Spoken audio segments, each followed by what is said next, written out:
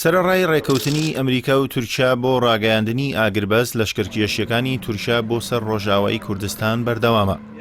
بەپێی ڕاگەیاندراوی هێزەکانی سووریای دیموکرات بە درێژایی سنوور بۆردومانی ئاسمانی و تۆپباران و هێرشی زەمینی تورکیا لە ناوچەکانی ئامودا، سەرێکانی و گرێسپی و دێریک بۆ سەر ڕۆژئاوای کوردستان بەردەوامە.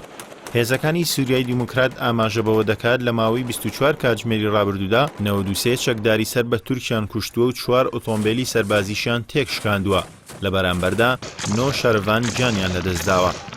هاوکات ڕوانگەی سووری بۆ مافەکانی مرۆڤ لە ڕاگەیاندراوێکدا باس لەوە دەکات ڕۆژی هەینی بەهۆی بۆردومان و تۆپبارانی تورکیا بۆ سەر هەریەکە لە ناوچەکانی ئەبوڕەسین و بابلخێر لە سنووری سەرەکانی 7 هاوڵاتی مەدەنی گیانیان لەدەستداوە و 21 دیکەش بریندار بوون. دوای 24 کاتژمێریش لە ڕاگەیاندنی ڕێکەوتنی ئاگربەست لەلایەن ئەمریکا و تورکیاوە، ئیدارەی ڕۆژاوای کوردستان تورکیا بە شکاندنی ئاگربەستەکە تۆمەتبار دەکات. ئاڵدار خەلیل ئەندامی دەستەی بەڕێوەبەری کۆمەڵگەی دیموکراتی تەفدەم لەبارەی بەردەوامی شەڕەوە ڕایگەیاند تورکیا پابەندی ئاگربەستەکە نەبووە و ئاشتی ناوێت، ئەوانیش لە تێکۆشان بەردەوام دەبن. لە چاوپێکەوتنێکدا لەگەڵ ئاژانسی هاوار نیوز ئاڵدار خەلیل وتیشی ئەوان پابەندی ئاگربەست بوون بەڵام تورکیا نایەوێت ئاشتی بەرقەرار بێت. Bildiğiniz gibi yaklaşık 9 هاوکات ڕەجەب تەییب ئەردۆغان سەرۆکۆماری تورکیا ڕایگەیان ناوچە ئارامەکە قوڵاییەکەی 32 کیلۆمەتر دەبێت و 3,500,000 ئاوارەی سووری تێدا نیشتەجێ دەکەن. 12 بنکەی چاودێری سەربازی لە ناوچەکانی کۆبانێ، گرێسپی، دەرباسیە و دێریک دادەمەزرێنن. لەبارەی شکانی ئاگربەستیش لەلایەن تورکیاوە سەرۆکۆماری تورکیاوتی بەپێی ئەو زانیاریانەی لە وەزارەتی بەرگریەوە پێیگەیشتون شەڕێکی وەها لە ئارادانیە و شکاندنی ئاگربەست پروپاگەندەیە. ئەگەر لە ماوەی 120 کاتژمێریشدا ئاگربەست جێبەجێ نەکرا دەست بە ئۆپراسیۆن دەکەنەوە.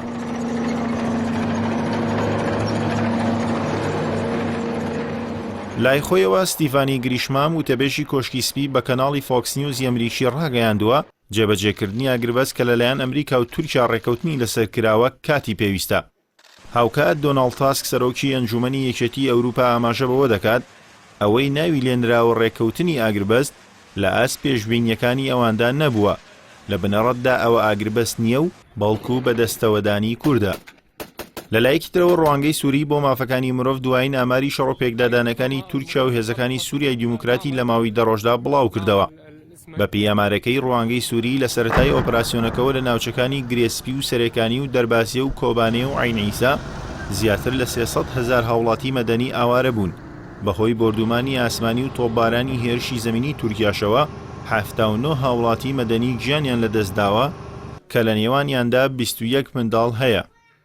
ڕوانگەی سووری بۆ مافەکانی مرۆڤ ئاماژە بەوەش دەکات لە سەرەتای ئۆپراسیۆنەکەەوە کە لەنەوەی ئەم مانگەوە دەستی پێکردووە لە ئەنجامی شەڕ و پێکدادانەکان 235 شەروانی هێزەکانی سووریای دیموکرات گیانیان لەدەستداوە و لە بەرامبەریشدا 187 چەکداری ئۆپۆزیۆنی سووریا 9 سەربازی تورکیا کوژراون. لەبارەی ئاگربەست و سنووری ناوچەی ئارام لێدوانی جیاواز لە نێوان بەرپرسانی تورکیا و ئەمریکا لەلایەک و هێزەکانی سووریای دیموکرات لەلایەکی دیکەوە هەیە. بەرپرسانی ئەمریکا و تورکیا باس لەوە دەکەن قوڵایی ناوچەی ئارام 32 کیلۆمەترە و درێژەکەشی 440 کیلۆمەتر دەبێت. بەڵام فەرماندەی هێزەکانی سووریای دیموکرات دەڵێت ئاگربەستەکە تەنیا بۆ سنووری سەرێکانی و گرێسپیە. ناوچەی ئارام لە ڕۆژاوای کوردستان کە بەپێی ڕێکەوتنی تورکیا و ئەمریکا پەسەند کراوە وڵایەکەی 32 کیلۆمەتر و درێژەکەشی 440 کیلۆمەتر دەبێت. زۆربەی ناوچەکانی ڕۆژاوای کوردستان دەگرێتەوە، لەوانە کۆبانێ، منبەج، سەرێکانی، گرێسپی، عین عیسا و دێریک و قامیشلۆ. واتە ناوچە ئارامەکە لە کۆبانی درێژ دەبێتەوە تا سەر سنووری باشووری کوردستان.